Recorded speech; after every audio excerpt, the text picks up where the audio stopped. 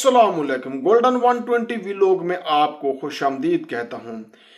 कुछ दोस्तों ने कमेंट्स किए थे, उसका जवाब मैं आपको देता चलूँ कि क्या जब भी उम्रा करेंगे तो बाल कटवाना ज़रूरी है, चाहे महीने में 2-3 बार हो, और मर्द और औरत के कितने बाल काटना लाजमी है। देखिए दोस्तों, जब भी उम्रा करेंगे बाल कटवाना बिल्कुल ज़रूरी है, बशर्त ये कि बाल हों। सपोर्ट के लिए चैनल को सब्सक्राइब और वीडियो को ज़रूर लाइक कर लीजिए। देखिए दोस्तों, पहली दफ़ा उम्र में टेंट करवा दी तो दोबारा उम्र में क्या कटाएंगे? फिर भाई तो दोबारा उम्र में फिर दोबारा उसरा फेरना पड़ेगा सर के ऊपर। फिर तीसरी तीसरी दफ़ा उम्रा किया तो फिर उसरा फेरना पड़ेगा सर के ऊपर।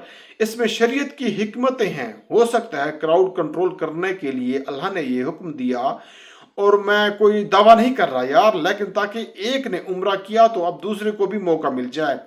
कुछ लोगों को बाल रखने का दोबारा शौक होता है ना, उनको अल्लाह कहते हैं कि ठीक है, बार बार उम्र करने हैं तो बालों की कुर्बानी दो, फिर तुम्हें उम्र की फजीलत हासिल होगी। जिनके बाल हों तो कम से कम एक उंगली का पूरा जो है ना, जिस 1 इंच इतने बाल काटना लाजमी है, चाहे मर्द हो या औरत हो। अब अगर आपके तो बड़े बाल हैं तो इसमें कई उम्र हो सकते हैं। अल्हम्दुलिल्लाह, एक दफ़ा काट दिया, फिर अगली उम्र में फिर काट दिया, फिर अगली उम्र में फिर काट दिए, तो आप तो 10, 15, 20 उम्र के बाद जाके टेंड होने की नौबत आएगी।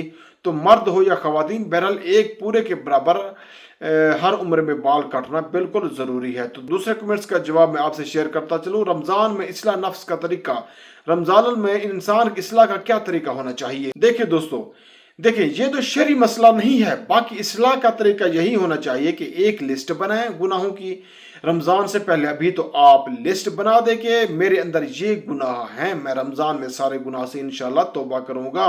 और रोज़े भी पढ़े हैं, रोज़े भी रखे हैं, तरावी भी पढ़नी है, तहज्जुद भी पढ़ूंगा, दुआएं भी मांगी गए, इसी नीयत के साथ कि अल्लाह मैंने अपने आप की अपनी ज़िंदगी चेंज करनी है, तो उससे इंशाल्लाह आपके गुनाह भी छूट जाएंगे। अपनी दुआ में याद रखना। मिलते हैं नेक्स्ट वीडियो में। फी अमानुल्लाह।